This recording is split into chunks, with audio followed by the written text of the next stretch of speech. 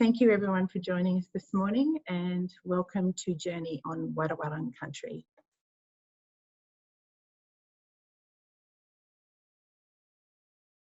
Good morning, I'm Councillor Rose Hodge, Mayor of the Surf Coast Shire. Welcome to Journey on Wadawurrung Country. The Surf Coast Shire proudly acknowledges the Gulidjan and the Gobata peoples of the Eastern Maar and Wadawurrung as the traditional custodians of the Surf Coast Shire region. We pay our respects to their ancestors and elders, past, present and emerging. As the oldest living culture on earth, we recognise and uphold their relationship to their traditional lands. We're delighted to have you tuned in for this Sunday session event as part of Portal. Thank you to Wadawurrung traditional owner Corrina Eccles and collaborator and photographic artist Fern Millen. These women will take a virtual walk on country. Corrina will discuss the significance of relationship to place, land, rivers and sea, and how this relationship informs every aspect of life. Locally, we know that our First Peoples story can be understood better. We can help educate and heal to benefit both our First Nation people and the community. We are committed to helping non-Aboriginal people better understand our Aboriginal cultural heritage and how important it is. We hope that events like today's will help to achieve this goal. I will now hand over to Corrina, who will use the traditional method of smoking ceremony to cleanse the space for the discussion.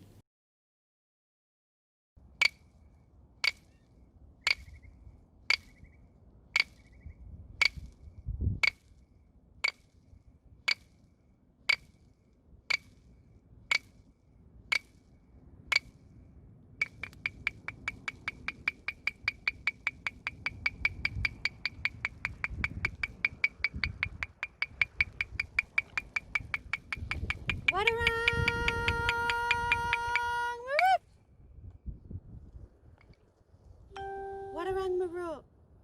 In Wadawurrung language, I say Wadawurrung spirit. May we acknowledge the first mother tongue spoken on this land, the Wadawurrung spirit. May we acknowledge the first peoples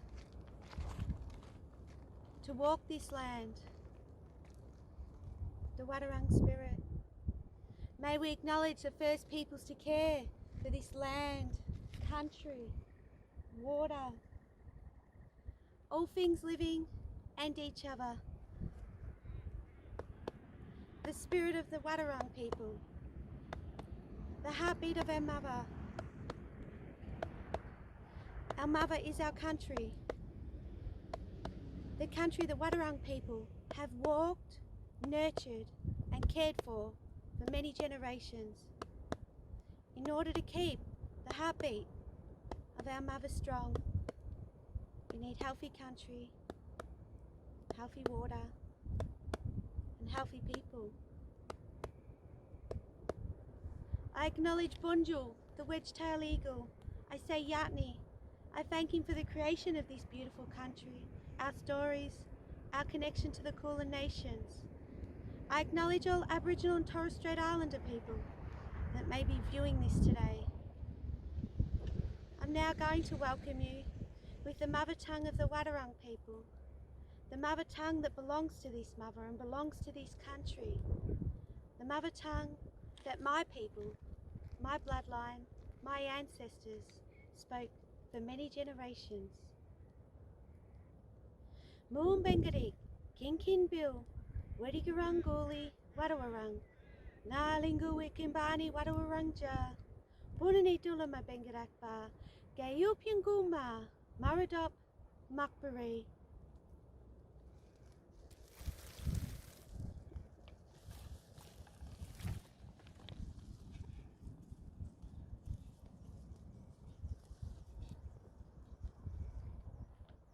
Kimbani Wadawurrung Ja, Gayupyanguma Wadawurrung Ja, Kulum Wadanao, Gobata Wadawurrung Ja.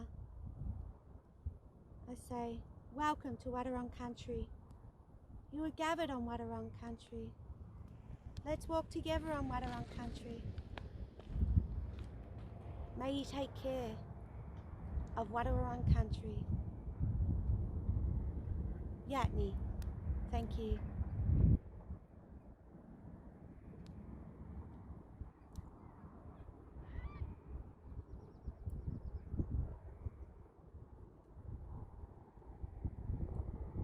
morning, everyone. Thanks for joining us. Welcome to Portal. My name's Harriet Gaffney, and this is the second of our Sunday morning sessions, Journey on Wadawurrung Country with Corrina Eccles and Fern Millen. Apologies for the sound quality, people. It's multiple different inputs coming into Zoom, so that was very unfortunate, but anyway. As I said, I'm the Artistic Director of Portal and the Arts Development Officer for the Surf Coast Shire. This session is being brought to you live from Wadawurrung Country here on Victoria's Surf Coast. We acknowledge the Wadawurrung as the traditional owners and protectors of this place, the first creators on country and of country.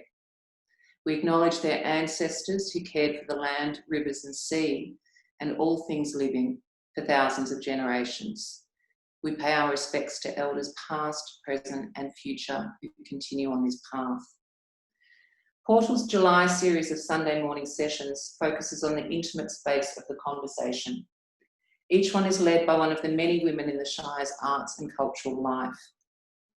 Today's session is about a relationship that began as professional respect between Corrina Eccles, a highly admired Wadawurrung cultural ambassador who has enriched our understanding of where we live hugely, and Surf Coast photographer Fern Millen, before growing into friendship and now, 10 years on, into a creative collaboration exploring what it means to journey on Wadawurrung Country.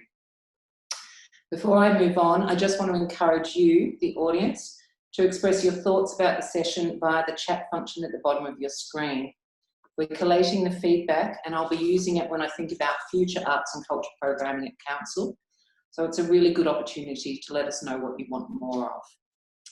We'll also be inviting questions from the audience at the end of today's session. So as Stacey's already said, if you've got any questions for our presenters, please note them down, type them into the chat function and Stacey will collect them behind the scenes.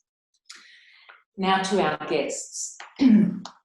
Corrina is a passionate Wadawurrung woman with 22 years experience in Aboriginal organisations and community engagement, advocacy, cultural values, support and connection. She is one of 5 generations living on Wadawurrung Country and is the granddaughter of Auntie Joyce Eccles. Corrina is currently the Cultural Education Officer and Office Manager for the Wadawurrung Aboriginal Corporation in Geelong. Our second guest today is an artist whose photography has won her much acclaim both locally and further afield, Fern Millen. Fern's CV demonstrates quite clearly her passions and themes. She's done album covers and sleeve shots for Neil Murray, Archie Roach and Shane Howard, musicians that have led the fight for reconciliation and justice for Aboriginal Australians for more than 40 years.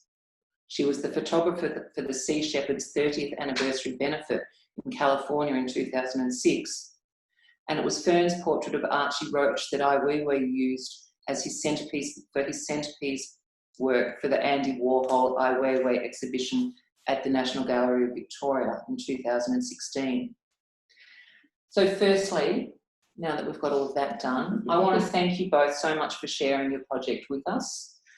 Before we dive into the first products from the show, or from the project, the photographs that you've completed for the pilot firm, I'd like us just to, explore a little bit of background on you both, if that's okay. So Corrina, I'll begin with you. As a Wadawurrung woman born on country, where did your journey begin? Before I go into that, I just want to acknowledge all Aboriginal and Torres Strait Islander people, elders past, present and our future generations that might be zoomed in today and listening. I say Nyatne, thank you for everyone that's joined in today and listening to this journey. So me, about my own journey, as a Wadawurrung woman that I can now proudly say, I use the words that Auntie Colleen Howe uses, and we'll hear a little bit about that story a little bit later, but who am I and where I belong was not something that I grew up knowing, and it was not something that all my generations of family before me were able to stand strong and proud, connected to the land of their bloodline and say who they were and where they belonged with what's taken place in the past history. So I took myself on a journey. I had many struggles as a young girl. The colour of my skin, I was constantly teased and challenged about, and being told that as a young child I was vulnerable. That's why I did have the darkest colour skin and that my nan was. I didn't know anything else about that. And now that I'm older and can really reflect, I understand the spirituality, I understand connection to country. There's so much now that I understand more that you don't as a young child. There's always something about you, and I say the word like I had a hole in my heart, and culture has been the healing to that hole, and country has been the healing to that hole. So I started my own journey, and I actually went through the Koori Heritage Trust to find family records. And my journey has been my own journey of walking country, listening to country, which I understand now, became more in depth for me when I became a mum for the first time. I wanted my children to know who they were and where they belonged, and a journey. So that took, and that's what, really at that age increased my journey. I had a very strong Aboriginal grandmother, but her voice remained silent a lot of times. And walking into my nan's gorgeous little home, and there's photos of Kathy Freeman and crocheted tissue box covers. Everything was red, black and yellow. And my nan told me my first language name, and it was after having a conversation about being picked on about the colour of my skin, and she said to him, if they say that, you just call them this word. And she said that word, and it was the word Gobata. And I said, what does it mean, Nan? She said, you don't need to know that. That's just what you say. I'm glad I didn't say that word at the time. I know what that means now. But, I felt my nan, my nan was my strength, and that journey has grown. But it's a journey that's so strongly connected, to my bloodline, connected to this country, because we are the people of this country, and this is our mother. Yeah. And she cares for us, and we, in return, care for her. I'm going to come back to that because I think that's the major theme that's running through this project, is this recognition of the land, the earth as our mother. But Fern, I'll come back to you, because you likewise were born on Wadawurrung Country. How did this journey begin for you? And, was it something that you always knew about? Did you always know that you were born on Wadawurrung Country? Firstly, I would like to acknowledge all Aboriginal and Torres Strait Islanders that join us here today, and also all the community that come together to share our stories. Nyatne, which is thank you in Wadawurrung, is thank you, Corrina, for sharing your story and taking this journey with me and Harriet today. As a young girl, I was very encouraged by my mum as an artist and my father a sociologist to see the world through my own eyes. I was encouraged to feel into that space, to acknowledge the feeling that gave me, and I always had a really deep spiritual connection to country. I don't know what you call it, innate, a feeling of just wanting to explore the world. And fortunately, at the age of 15, I was given a camera, and that was like my vehicle to kind of move in and out and weave in between people's stories, capturing those stories and putting them into a place which can be received by others, not through my words, but through my photos. So I feel like I've been very lucky and nurtured in that space to kind of explore that, and never seeing the colour of skin, never seeing, the irony is, someone that's a visual artist, it's something deeper beyond the surface that I wanted to get to. And so we see the surface of what we see in the world, our skin, our face, our beauty, and all those elements that makes us human. But there's something beyond that that I see through the lens, or something, and I've wanted to capture in sound, in word, in music especially, and the combination of elements that brings us to a place that we all can really relate to, archetype, sort of way, as a human. And as a human, we have this archetypal connection to the elements that we live in, that we grow up on. And growing up on Wadawurrung Country, in Geelong, in Skene Street, Newtown, I had a very, a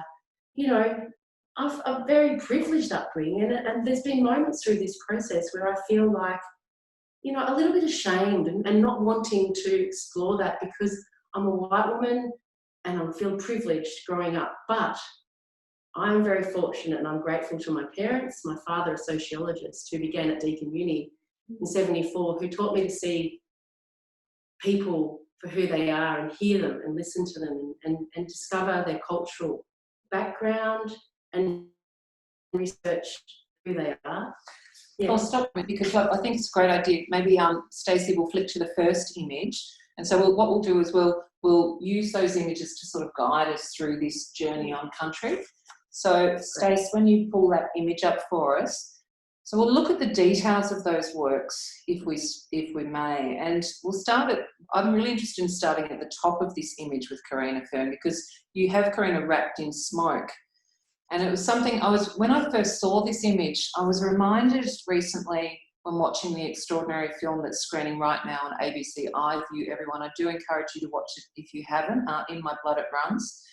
In it, the protagonist, Juan, says, I was born with a memory. Juan's 11 years old. He's born in town camps in Alice Springs in Hidden Valley.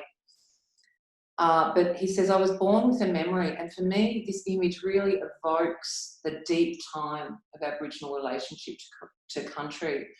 So, Corrina, I'm wondering if, and I think we'll move backwards and forwards between the pair of you talking about these images as we go through. So what's the significance of fire on country? And why is smoke, as we have this morning? In fact, I mean, obviously our video this morning of the smoking was taken earlier. However, we did smoke this space for this event today. So why is smoke used at the beginning of significant events, births, deaths, anything of significance really? What's its place in the Aboriginal worldview? Yeah, fire is a significant cultural tradition to country, and it's really important. Many people fear fire. They fear fire, but fire today is different what fire was for our people. So the word for fire in Wadawurrung language is wind, and fire was used to cleanse country. Fire was used for our smoking ceremonies to cleanse people. So when you invited, when our messenger went over on another country and you invited them to come over on country, you would have your fire going, and you would then place, we use the cherry ballad and the eucalypt, and you would smoke your visitors, because the country past our boundary of Wadawurrung Country, it's a different country. So like people leave Australia and there's certain things you can bring in and out. So we would cleanse from the feet, we'd cleanse through the spirit. So we know that any bad spirit that may have come with them, that we were cleansing and getting rid of that. It also lets our muruks, our ancestors, our spirits know, and Bonjour, our creator being, know that we have people on country. And then me and Fern started this journey when I came here for the first time to start this project. And we'll start and we'll cleanse each other and we'll cleanse the space. And this photo come from bringing the smoke through here. It wasn't, we did not set up to take this portrait. It was not at all. And this came as I was coming through, where we sit today, smoking and cleansing this area. And I talk about, as we went on that journey and everything we went on together, I would share with Fern as we went and what we were doing as well. So fire is really, really important. We need to look at fire to be caring better for country. And as a Wadawurrung woman, I have many Wadawurrung family members that lead the way with traditional fire burning. And our future aspiration is that we will hold a very strong Wadawurrung traditional fire burning team and be able to look after country how our generations of a family have for many, many, many generations. Fire is really significant to our people, to us. And our spirit is like fire within us internally. Yeah, beautiful. How does it, so when you, Fern, when you were taking this, like this shot in many ways, you mentioned before you open up the space for the images to occur. When you saw this one, after you first took it, how did it strike you about what you captured? That moment in time was a meeting place. That meeting place was cleansed between Corrina and I. Quite often a photograph in the artistic practice is two people or many people and the photographer coming to a place that's a meeting in the middle. A bit like what Corrina talked about in the ritual sense of having a fire and bringing people together. That moment is, you know. So we've all just distracted by Wah in the Wah the crow, the trickster who carried fire. Is that right, Corrina? Yeah, that's it. Yeah, there's many stories connected to Wa and country, you know, being the two Maoris with Wadawurrung. Yeah. As my studio faces west in Interruption. Janja, we have lots of nature outside the studio door, and we're seeing Wa waddle around under the princess gums. And we've all got goosebumps because it's, you know, just that, oh, there he is. You know, we were here yesterday, we didn't see him. But we'll come back. Yeah, the photo, in fact, it was quite a challenging time for us all during the COVID-19 as we went into a space. And I was sort of thinking, we've been trying to work towards this project for over a year.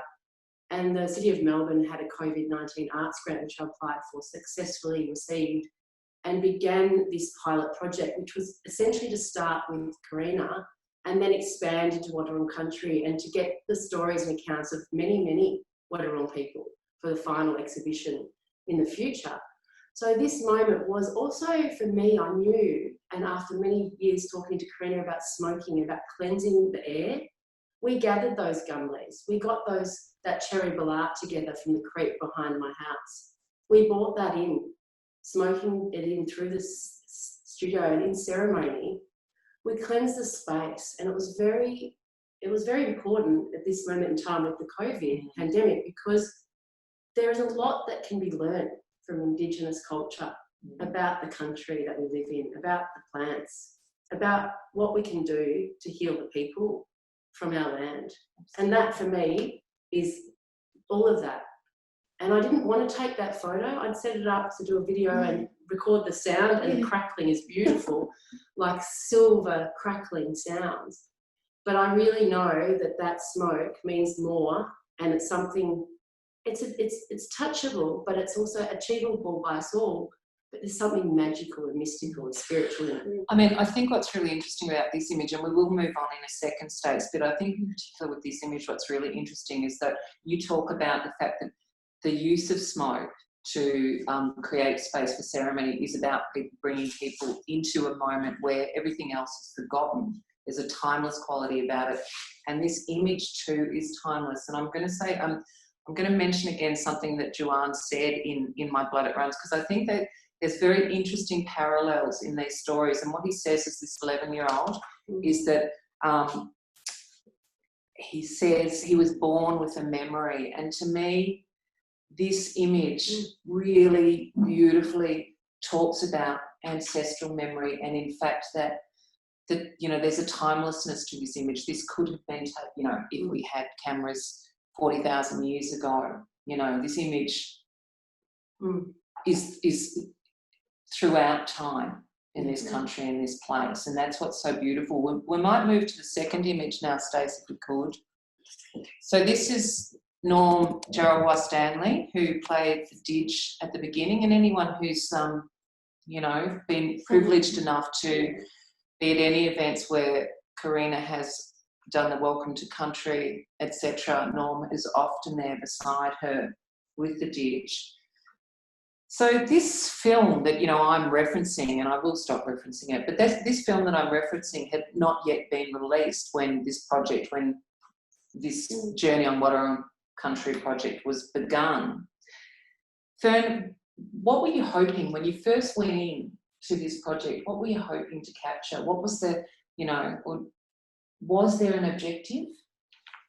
And I think, Corrina, you probably agree with me on this. It's like sometimes you don't know why you're doing something, and it's just something that you do innately. But then through conference and connection as a friend, you get to see, oh, what is it you do? And you realise you're providing a voice, and you're creating, you know, a sounding board for community, for your Wadawurrung community to be heard, to your voices to be heard, to be seen.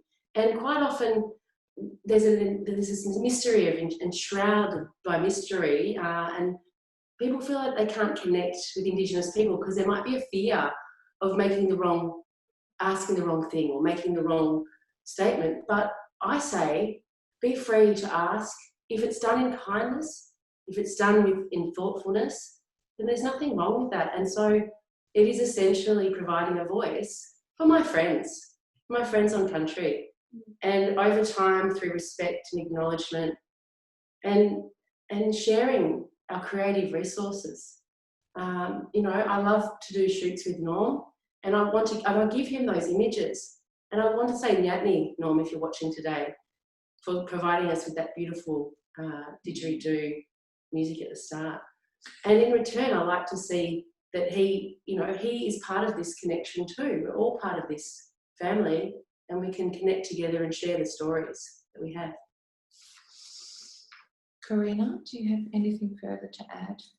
I think just to add initially how this journey started, it was a conversation that we had with Fern that, you know, when you're asked where were you born, many people will say Geelong Hospital. But I want to educate every person to know where they're born on the traditional land. What was it? Where were you born? Wadawurrung Country. Mm-hmm. Where were you born? Bunditjamara Country. Where were you born? You know, going to where they're actually born, the country. And that is something we can start with education by starting to educate people in that way. But one thing in particular, the conversation we had with Fern is, you know, where you live, you should know who your traditional owners are. It is something that we should be respecting. That particularly in Wadawurrung Country, we've only had one bloodline that survived this country. My grandfather, he lived in Wadawurrung Country, he went up to our country, and our bloodline survived. Now, we are survivors, we're the longest living bloodline.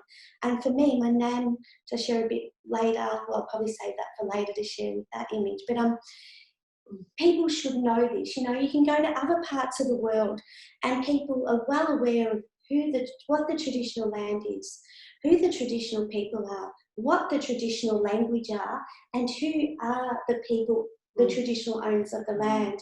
So Fern had come to me and said, I want to put these images out there and people to recognise them. And, you know, they'd be approaching Wadawurrung people and it'd be in their space. So, you know, I have Auntie Marlene Gilson and Deanne Gilson, absolutely beautiful Wadawurrung artists that use their art to tell Wadawurrung stories. You know, other cousins that are strongly connected to, you know, our water and strongly connected to fire, and you know, picture them in their really strong spirit and connection element and have their photo up, and with that have a quote of their spirit and their Wadawurrung spirit and what it means to them, and that was what it was about. And because all people, they're the things that all people should know. Absolutely. And look, I will say, Corrina, I think, you know, I've lived on Wadawurrung Country now for 10 years, and I think in that time, and when I first came, I came from Aranda Country, and we'll speak about Aranda. There's some Aranda people who will feature in this towards the end. However, so Aranda Country is the traditional owners of the Alice Springs region. And so I came here and I was actively always looking for, you know, I was living in Brimley, so there were middens and there were echidnas and black swans, and so I was living on country and I could see the people who'd lived there for thousands and thousands of years, and I could go and sit in the dunes and realise that if you were sitting in, you know, the huge middens in the second row of dunes back from the beach, that's where people had gone, and in the winter sun, you know, you were out of the wind and you could see the way they'd feasted and how these flourishing family groups, and yet I couldn't find any information really. And yet a decade later, you know, the work that you have done with the deadly dances and everything to educate us and to help us better understand what it is to be on Wadawurrung Country, and the pride as a nation, I feel that we are not allowing ourselves to really own, because we have the longest surviving culture on earth, and not only surviving, but that flourished until white settlement. We'll continue with the next image, if we may, Stacey. Sally Groom, if you're watching today, we're not going to talk too much about ochre and water. Stacey, have we got that next image? Thank you. We're not going to talk too much about ochre and water, but because Sally, you're going to investigate that further with Corrina next week. However, this shot is entitled Smoke and Water. So what to you is significant, Fern, about this one, and why does it form part of the project? There's a place where the river meets the sea. It's down at Point Impossible. It's very close to where you were talking about the Middens in Brimley, and I've always felt a spiritual connection to it. In the next few images, it captures the sense of space, the feeling that gives us when we're on country. There's something I wanted to know, something deeper that was beyond my knowledge. And I've always felt a deep connection to country in this space. And walking on country with Corrina, I felt so held. She held space for me. I created space for you, and we're able to meet in the middle and create this beautiful imagery. I don't really always have words for the photos. I think they can just speak for themselves. And the elements, water and fire. And I think what's really interesting is that, I'll come to you in a second, Corrina, but I think it's really interesting this two storytellers using different mediums meeting here. That's what I feel. You know, you're a visual storyteller, you tell story through song, dance, and your incredible eloquence, Corrina. We might move on to the next one. Can I just talk a little about that one again? Sorry, jump backstage. That was me jumping too far. Sorry, ahead. I just want to share on that one because I had 3 things happening at once that morning. So this was not set up or staged at all. I was doing a live ceremony on country. So COVID has been extremely challenging. It has impacted enormously all Aboriginal people in this space that have cultural obligations with ceremony and sharing and education. We've been heavily impacted. All our ceremony bookings have been cancelled, and that is an income for traditional owners. As much as it's a cultural obligation, it is also an income. So we've been harshly. So how do you remain, your cultural obligation, your cultural appropriateness of sharing orally? So I only chose a few to do live ceremonies out on country. And this morning I was doing this live ceremony, and Fern needed to catch up with me, and I'm like, Fern, you'll have to meet me here while I'm doing this live ceremony. And of course, Fern goes everywhere with a camera. And Fern captured this shot. At the same time, though, I was also listening to a live Zoom because I'd been a finalist for the Surf Coast Cultural Walk. So there was 3 things happening here at this stage. But that just shows the essence of it. As a Wadawurrung woman, I can't stage this stuff. I cannot stage this, and Fern is being able to capture it in the moment. And that is how the storytelling is being captured in the moment. Yeah, and there's a real, that's what the images ring with, like authentic engagement, authentic, holding of what is occurring or who is being captured by the image. Shall we move to the next one? So for those of us on the Surf Coast, this image will speak to you. Corrina, would you talk to us a little bit about why we're... Yeah, this is beautiful Wadawurrung coastline. So this is the area we're talking about, Brimley, Point Impossible. And for Wadawurrung people, this was a large place of permanent living and gathering for Wadawurrung people. And along this beautiful coastline, we have midden sites, and all along that coastline, and some of the largest registered midden sites in Victoria on coastlines. And it shows a large population of Wadawurrung people that lived, cared, nurtured, and were spiritually connected to this land for 60,000 years. And the evidence is still there. And that's where we need to educate people, because those sand dunes and this coastline, what you're seeing in those midden sites are thousands and thousands of years old. And people that don't know that, we find that people are coming through, some of those midden sites, to get down to the coast and running through sand dunes. Often you'll see people sliding down sand dunes, and it's absolutely heartbreaking when you see that. We have the issues of climate change that are affecting us as well, and a massive concern for our registered significant cultural sites as well. this coastline, Wadawurrung people walked along this coastline. You know, from Barwon Heads, let's keep walking all the way down to Bells Beach, and you know, then you go up inland into beautiful Point Addis, and you know, the names I'm using are actually being replaced. There's Wadawurrung names for these places, and that's something as well that's been lost. Is our language has been lost, and the original names of these places have been lost. And let's hope in time that we can return the Wadawurrung names, because with Wadawurrung language, it tells a story. So an example of Brim Creek, it has another name now, but when it's called Brim Creek, it means that there's brim there. So language tells you about that place and what's there in that place. But and what you so you know at this, and you would also have known the seasons that the brim would be there. So we're going to Carafe. Yeah, that's the traditional name. Wetlands. Yeah, and so that, you know, that movement of people, you know, on country at the appropriate times when there's enough, you know, to actually to feed people and keep people thriving. And that place particularly was a place of plenty, because you're right, you have the wetlands, you have the fresh water, and you've got the salt water. So there you have your supermarket, you have your chemist, you have everything you absolutely need to live a sustainable life. I find it, I'm going on a little bit of a tangent, but I find it, I mean, and Corrina, you might know this, because when I first came here, and I'd been living in sort of Central Australia for a long time, you know, working with Aboriginal people from Central and Western deserts. So I came here and I was obsessed. I was absolutely living on Aboriginal country.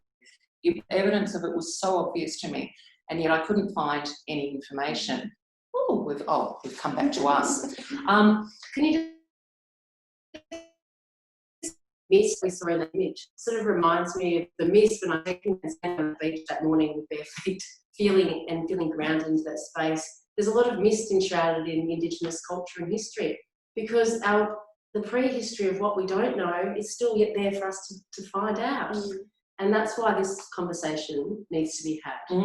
That's I think there's a fabulous academic who I, you know, have an intellectual crush on, called Paul Carter, and he talks about the literal spaces, like the spaces on the edge and in between built up roads and things. And in Wadawurrung Country, you can walk, you know, if you get off the obvious paths and stuff, you know, you can walk our beaches and know and learn. If you've got your eyes open and you're willing to, you know, spend time, you can learn so much about what used to be here. And what is so beautifully being brought back through projects like this, I think, and recognising that it's not gone. Walking on country Walking together. on country. Yeah. That's where I came up with these grand ideas. Sorry, Corrina. But, you know, that is why partially this project's involving getting into the studio to connect just with that individual, but also getting out onto country is very important. And this is my education. So not having that history and knowledge passed down to me, I have had to, I'm connected to country. I don't watch TV. This is my TV. I will sit on this coastline of an evening and watch the sunset happen and the change, and it changes, and it's just like someone else sitting and watching TV for me. But I walk country because country is educating me. Yeah. And what I know is what I'm being educated by country. And it's that fundamental, absolutely fundamental difference between sort of Western culture's ideas about what land is and something that you own, and Aboriginal relationship to country, which is that this is our mother and she looks after us, so we look after her, and that reciprocal relationship. We'll move on to the next image, please, Stace. My gorgeous Brimley, I do miss you. Carafe. I mean, we are so incredibly blessed where we live. Can I just go the image Flick before, only because it relates to the next image. Because you can see the dancing waves at sunrise reflected in the next image, which is the dancing cloak. And the wind picked up just at that moment when Bunjil flew above us in circles out at the Yuyangs on Big Rock. And just as I caught that image, this was the only time we were standing on the rock together, Corrina, when it picked up the tails of the coat. And again, this was not staged. I'm not an elder. I don't wear a cloak. this day was extremely cold and windy, and we'd gone out there to do some photographs. This was about 2 years ago. This actually was 2 years ago.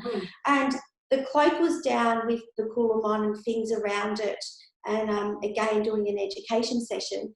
And I was absolutely frozen. And I put the cloak around me for warmth, and the wind just come under and lifted the cloak. And it was later that Fern said, look at this cloak, look what happened. So again, this was not staged, and I'm not an elder, I don't wear a cloak. It was about warmth, which this is what kept our people warm, you know. The possum skin's the third warmest skin in the world, and for us to have this, you know, for warmth as well. But what took place here is when Bunjil flew over, it was captured in a reflection in the water well. Wow. Can you tell us a little bit about that water well, Corrina? Yeah, so again, you know, many of you would have gone out to the Yuyangs, which we call Wadawurrung, and that water well was made by Wadawurrung people. They naturally grinded out that little hollow on the top of big rocks, so they always had fresh water.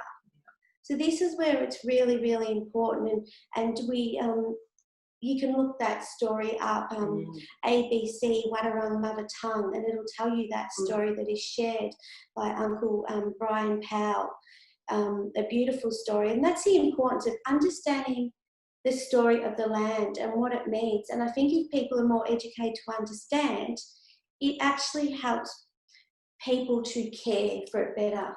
So the best way I explain it is our country is our mother. And she cares and nurtures for us, but in return, we have to care and nurture for a mother, just like we do in our lives. But she's our mother, and she has mothered many generations for thousands of years. But again, it wasn't staged, and it told us a beautiful story. And when we left that day, Bunjil continued to fly with us while we're driving our car. One of the things, I think it's really interesting that this project, that we're exploring this project right here, right now, you know, when we've started the year with the most extraordinarily terrible bushfire season that the country has ever seen, in fact, that the world has ever seen, and now we've gone into a, you know, global pandemic. So, you know, both of those things come from the fact that we haven't been looking after country, that we're far too concerned with consumption and what we can take from country rather than how we're actually living with country. And so it seems to me that now is a really incredibly important. Bernie's just rearranging the room. Don't worry, everyone. It was calling me into the space because I felt I needed to come back to country. Yes, and create this beautiful gift to that. Indeed. Yeah, so this, you know, recognising, and I think again, we have a period, you know, we well may go back down into full-blown lockdown in Victoria, and it's our opportunity really to think and to stop and think, what can I do? How do I relate to country? What is my relationship with country? We'll move to, so these things don't happen in isolation though. I mean, we've talked a little bit about bloodlines. Stacey, we might move to the next image. Bloodline's very important here. It is indeed. How many generations of Wadawurrung? 5 generations. In the one photo. Wow. All living on Wadawurrung Country. Sorry, I might get emotional. So this is my beautiful grandmother, Auntie Joyce Eccles. Unfortunately, she had a stroke now about 20 years ago and has been in a nursing home at Lara since then. This was extremely hard, extremely hard to have a couple of months old. My granddaughter was only a couple of months old. Nan in her wheelchair that my dad could not manoeuvre. Very scary. We had a lot of wind blowing, and we had the skin to keep Nan warm, but Nan had hold of her blanket so tightly, which she does. But this is 5 generations of Wadawurrung. My Nan, 96 years of age, and my granddaughter too. This This is rare in Victoria. This is rare to still have 5 generations on country. My family returned back to Wadawurrung Country. You know, my nan and my dad were born up in Warrnambool, and my nan brought her children back here, and then Nan started her journey with many other family members, finding their way that they were Wadawurrung.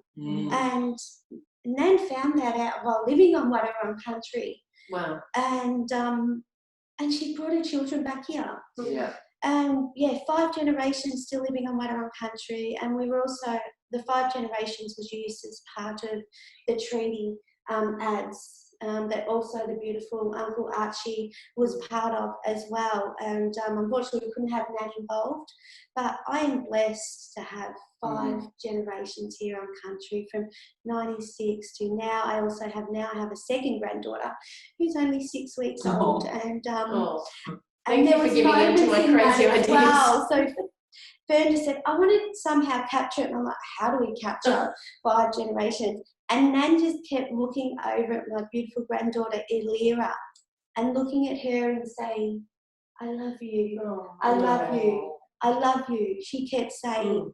And so I thank Fern for capturing that, and I'm just grateful for you giving She's into our my crazy ideas. I'm just going to take her up the rock.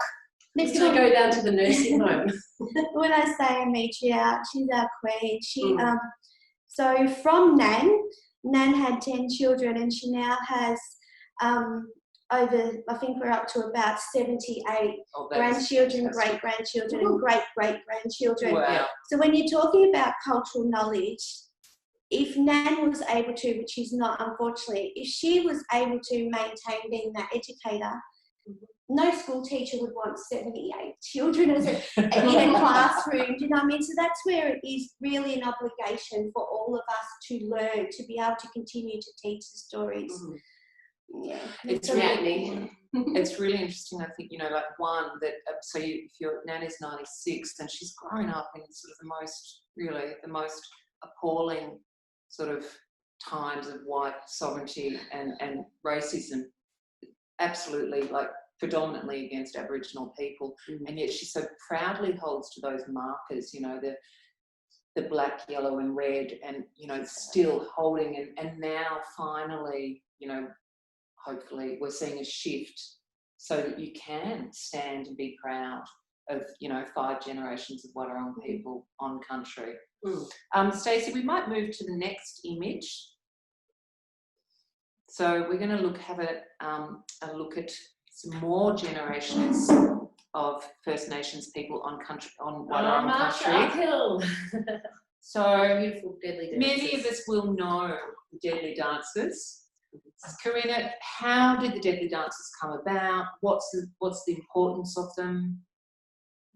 Okay, so how did the deadly dances come about? Again, it had started, my children would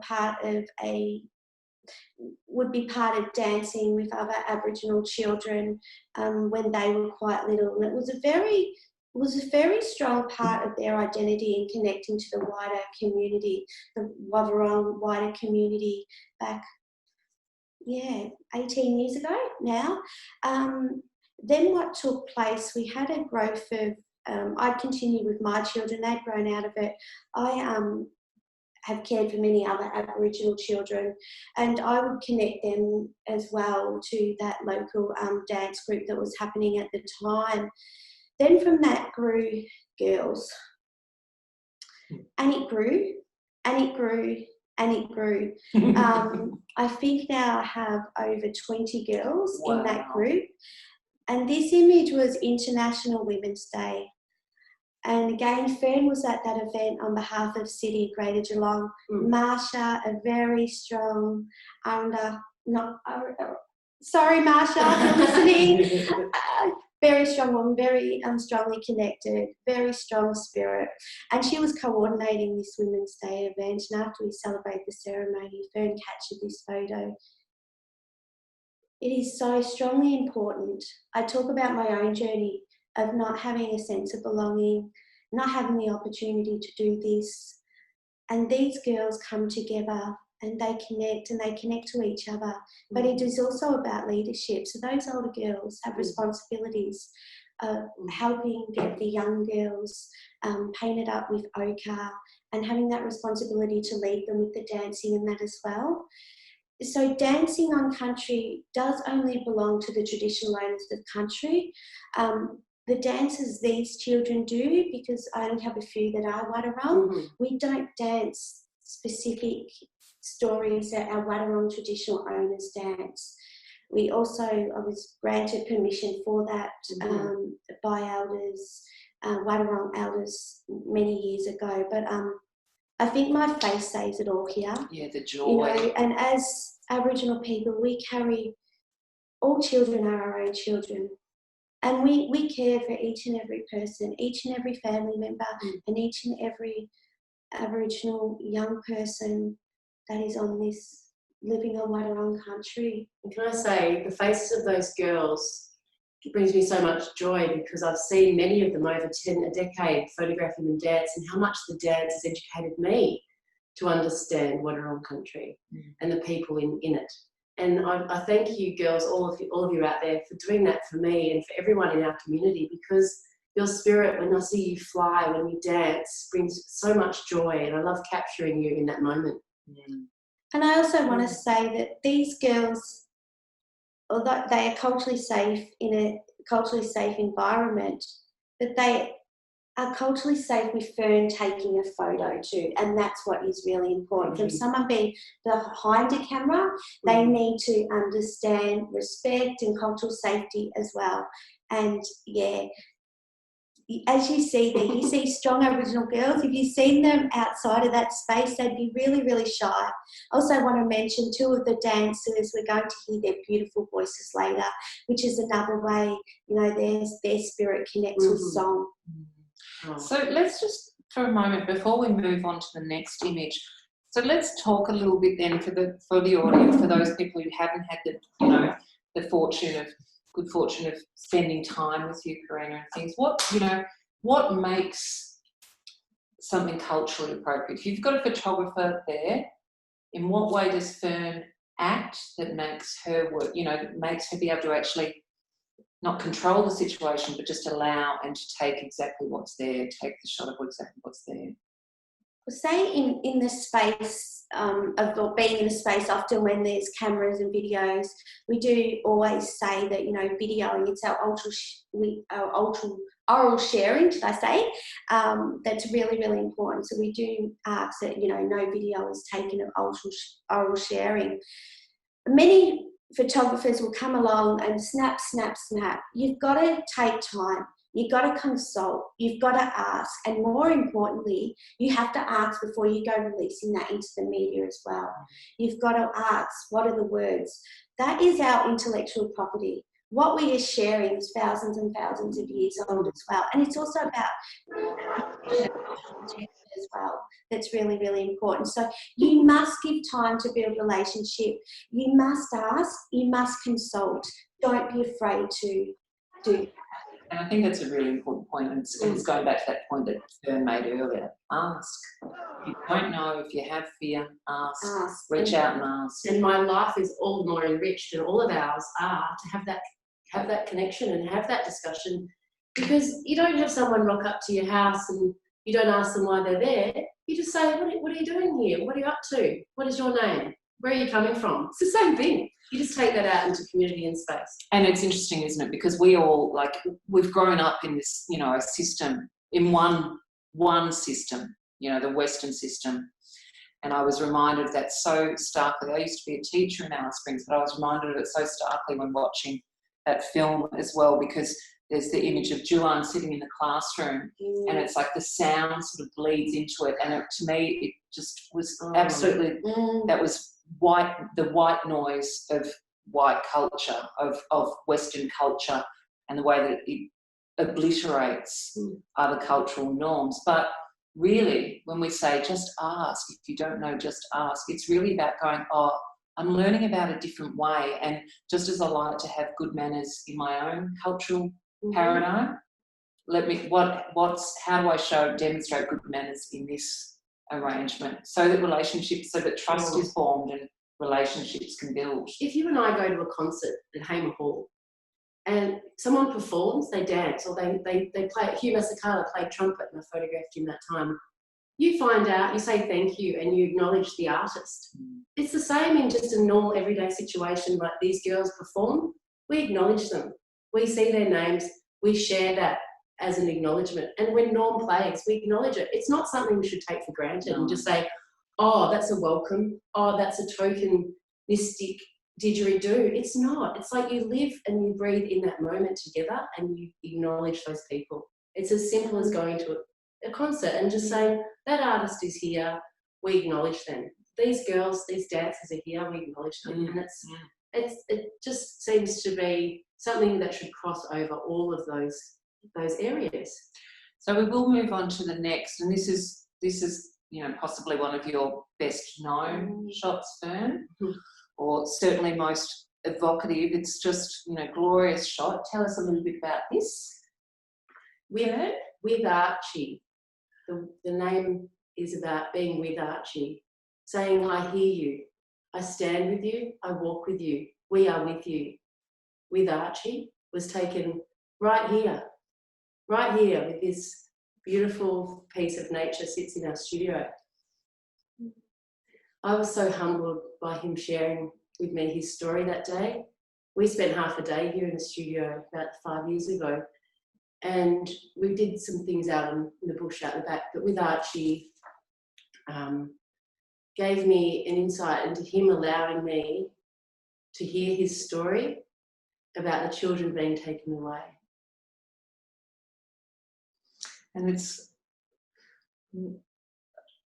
those things, it's really important for us, I think, for settler Australians to recognise that the extraordinary damage that's done to generations and why people, particularly in places like Victoria, where actually the colonial project, which is what settlement was, we were looking at the end of Britain's movement across the world and creating empire, and that was all about finances and Britain becoming wealthy. And by the time they got to Victoria in 1835, they had had hundreds of years of working out the best way to take control of someone else's land.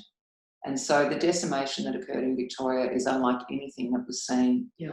It was so rapid and so total. So, and then that, to then start taking children away, to further try and kill off a culture that's sort of standing in your way. So it's really, these conversations, we're not talking about history that is past. We're talking about intergenerational hurt. And as a nation, I very strongly feel, and I'd like to know your thoughts on this too, Fern, as a nation, I really strongly feel that we need to recognise, white Australia needs to recognise its past.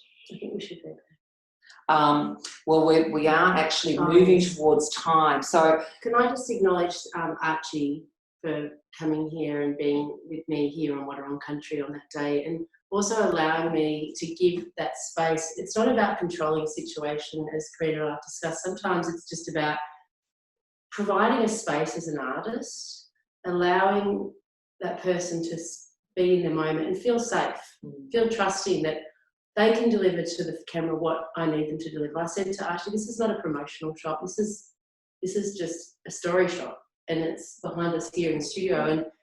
And I like, for me, just personally, a reflection on that is I like how he's keeping something for himself.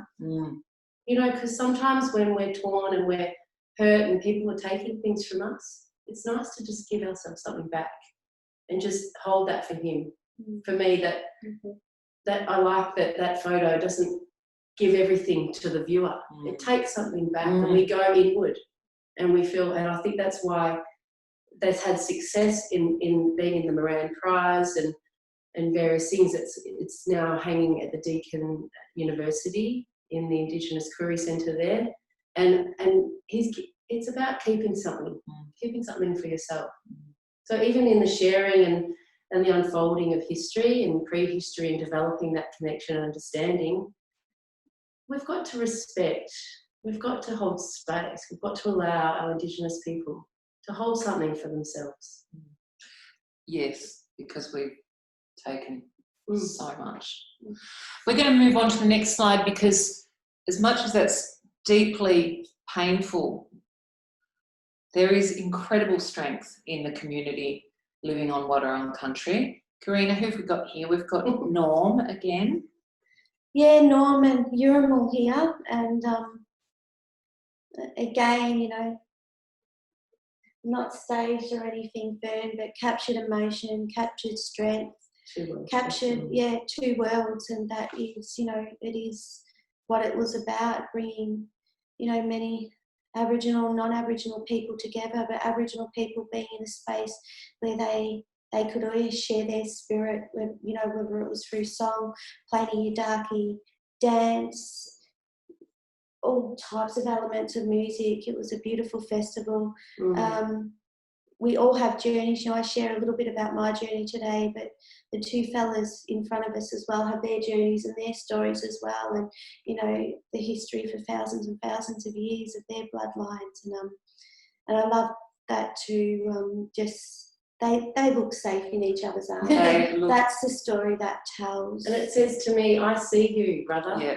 And I see you back, and I hold space for you. And that, for me, is representation of the Two Worlds Festival, thanks to Melissa and Cam, who ran that festival for many years and have continued to support Indigenous youth with education up in for the Yolngu people in northeast Arnhem. And that's where Urim was from. So it's also not only the Two Worlds bringing non-Indigenous and Indigenous people together, but recognising that many nations of Aboriginal Indigenous places, they have their own culture, they have their own nation, they have their own stories, and they have their own sense of place. And so that is two nations holding each other. Yeah. We'll move to the next one, Stace. I know that we did get carried away, so we're going to have to start flicking through. That's a gorgeous image of those boys, those Yolngu boys. Taken in the studio with Uramal and the Yolngu boys through the connection with Cam Begg and Melissa Patterson, again at Two Worlds. We'll keep going, Stace. And when was this one taken? Well, we revisited after Walking on Country. We came back to the studio, and this is also part of our project that we are doing, and we have done the pilot. Many of the images you've seen have also come from past projects and images, but the one that I'm doing, the pilot with Corrina, to take a walk on Wadawurrung Country to uncover what it means to our First Nations people to find reconciliation in this country. And so now we're looking at ochre being placed on the face. Corrina is facing north, and she holds her hands, and she, in her spirit, she, as you said before, some of these images are timeless, and I think they should extend beyond time, because this is something that has been passed down through generations and generations to her from knowledge and understanding of what ochre means to be placed on the face as part of ceremony. Well, it's that being born with a memory, isn't it? You know? Yeah, and it brings me back to storytelling as well, of dancing for the first time with my Wadawurrung family up in Ballarat, and a cousin. I hadn't danced before as much as I had the little deadly dances that I watched over. I'd never actually danced myself, and given that opportunity for the first time, and it meant so much to me, that first evening dancing. And one of my cousins, she gave me the Kunawara markings that night. The Kunawara is a black swan, and it's something that's been strongly connected to me, and was strongly connected to me at that time too. But it's also understanding the connection, you know, with ochre to our mother and in dance. But it is also important to understand that every traditional group has different stories in ochre, different reasons, that when you see ochre as part of ceremony, that is also a way of telling story too. So it's another way of understanding, but the colours all mean something as well and tell stories. And your jet black hair reminds me of a black swan. Indeed.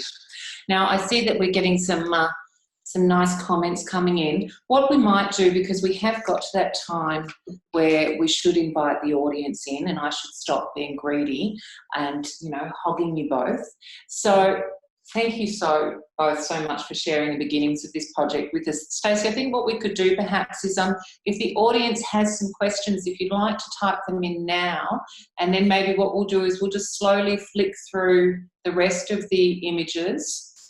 Feel free, ladies, to say, oh, I want to talk about that one as we go, just so that we can show you all of the images, but also, you know, try and keep some time here. So we'll move to the next image while you're getting your questions out, and I will be quiet for a moment. And Stacey, if you want to read the questions out to our panellists, that would be wonderful.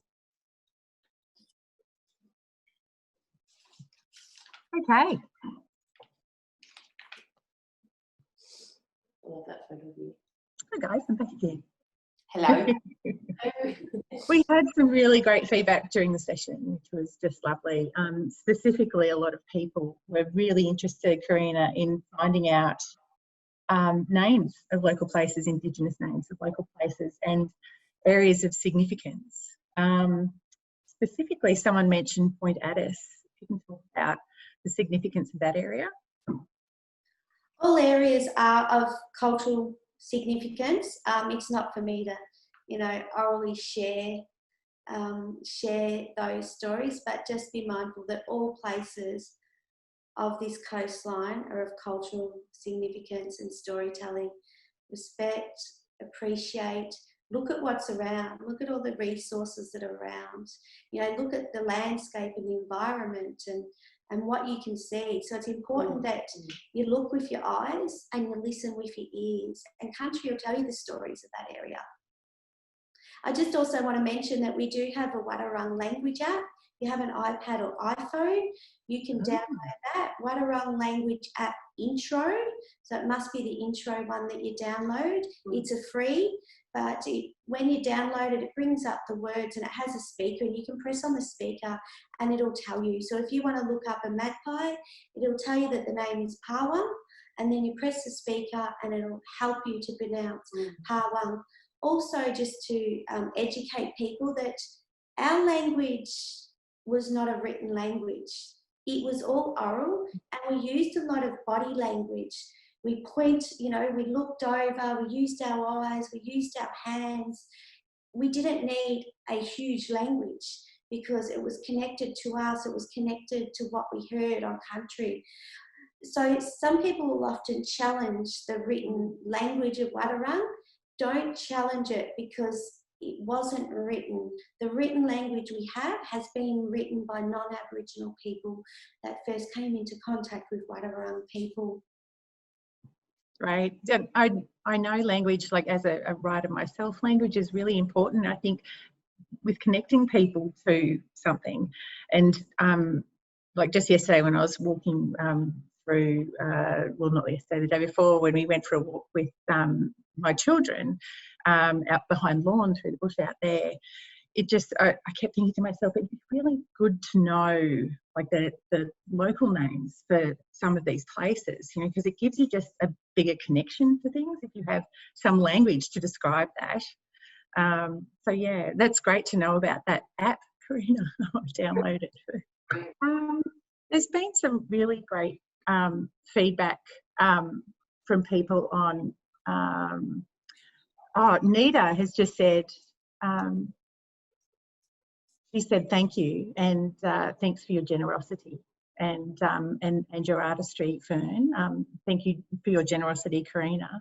But and where would you like to take your future collaboration with Fern? She's asking. So we're hoping we can collaborate and engage more Wadawurrung and bring the Wadawurrung. So we hope that we can have an exhibition, or we can have, you know, the portraits of Wadawurrung for people to see. We are Wadawurrung. This is Wadawurrung. We are Wadawurrung. We are the people of this land, and this land is, you know, that connection, and know Wadawurrung people.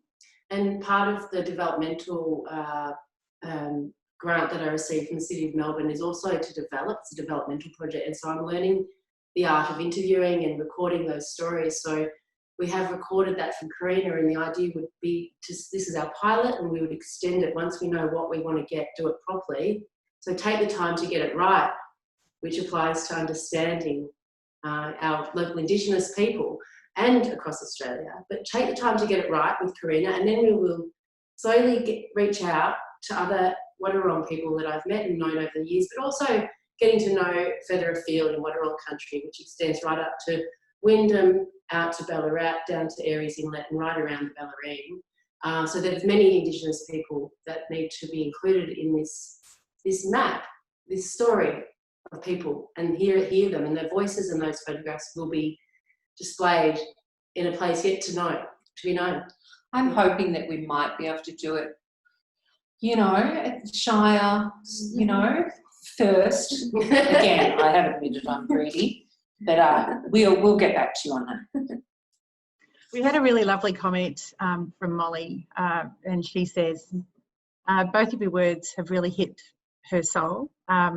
She said she thought Fern's point about being afraid to understand is really important. And she said she thinks this brings up another point about ancestry. And Molly grew up in a heavily Celtic family, and by learning this first, connection to land through Celtic culture, there is serious empathy for Aboriginal people and the connection to land.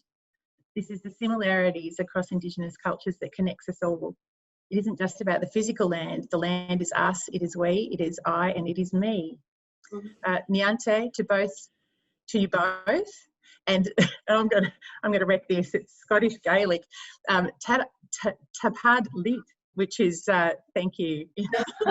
Scottish Gaelic, from my ancestors to yours for your teachings. She said sorry for the long message, but that was a beautiful message. I thought that was worth reading out.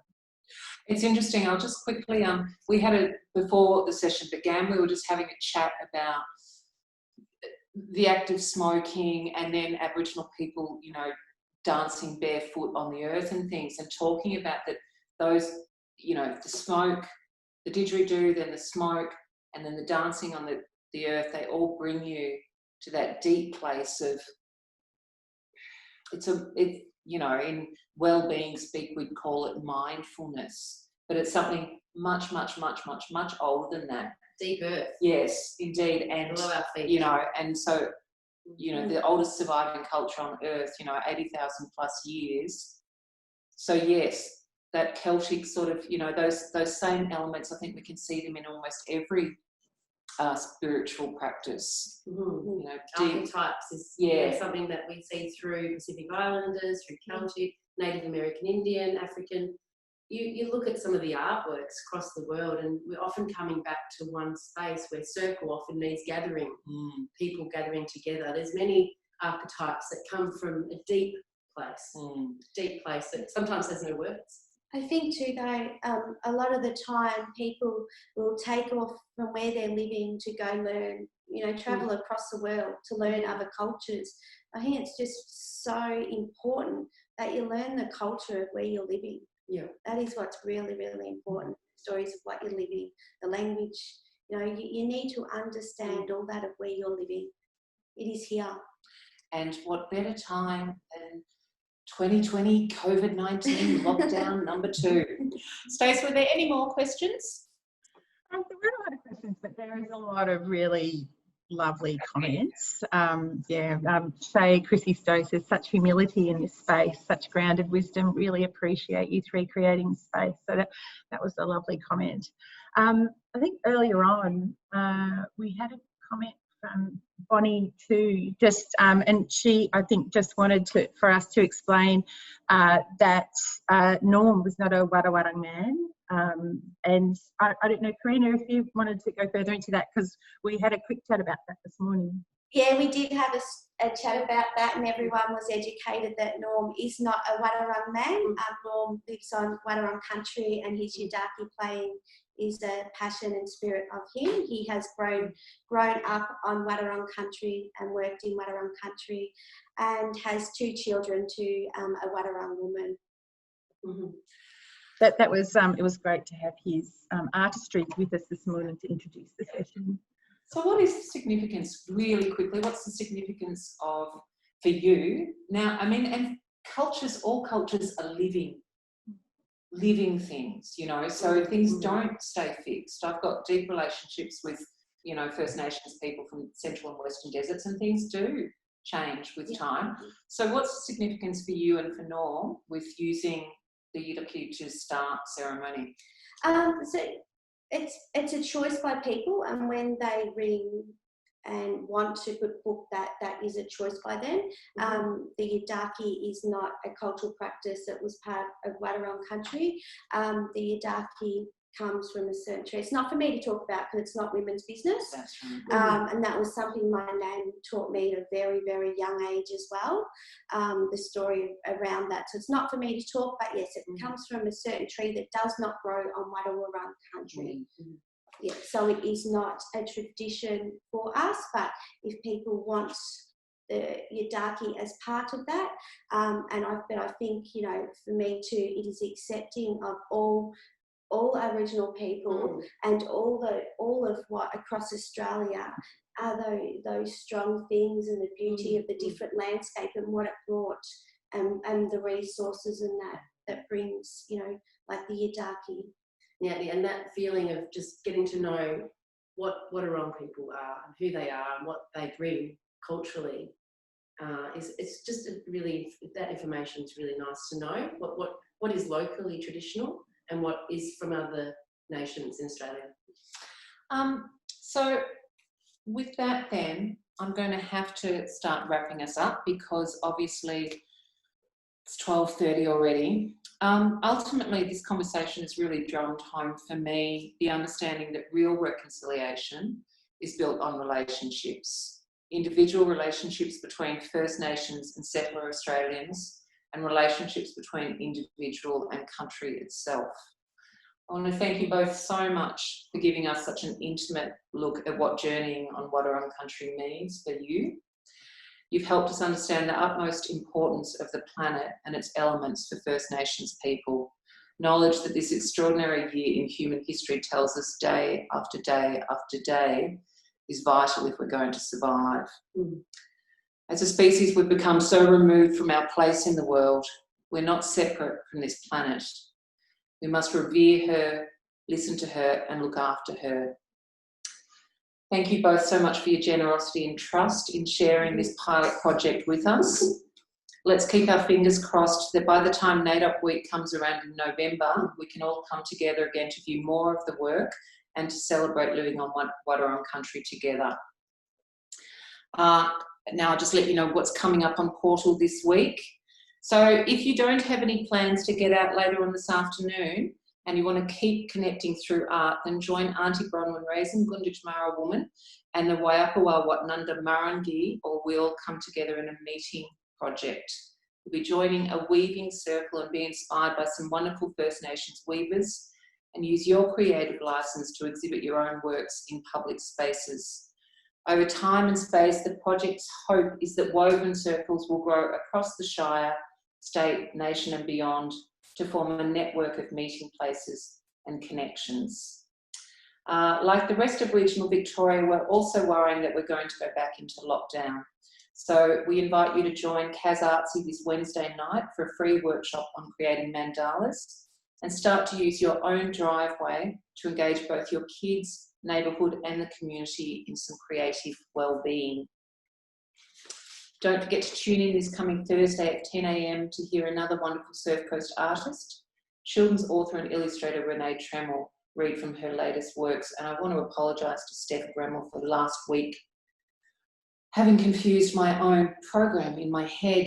And finally, however, next week we again have the privilege of spending time with Corrina, this time as she discusses the importance of ochre and water with the President of the Art Spaces Management Committee, Sally Groom. Register for that today.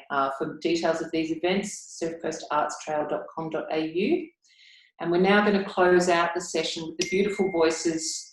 That was probably my phone. We're now going to close out the session with the beautiful voices of 3 young girls singing Bengadek. Corrina, can you tell us? Bengadek. Can you tell us the meaning of this before it starts? Yeah, so Bengadek is a thank you. It's a song that I wrote in Wadawurrung language for Deborah Cheatham. So Deborah Cheatham runs a short black opera which consists of Aboriginal children that live down here in Wadawurrung Country, and some Wadawurrung young people are in that choir as well. This song they wanted to sing to thank Wadawurrung people and thank Wadawurrung Country for caring for them as Aboriginal young people living on Wadawurrung Country. The way Deborah Cheatham has composed this is absolutely beautiful, but these 2 voices of 2 young girls are absolutely beautiful, but their voices, they really touch you. So I want to thank Nara and Sissy for singing this and it being part of today. Sissy. So Nyatne, Kanamo. Thanks, Thank you. girls. Love you both. Thank you, girls. Benga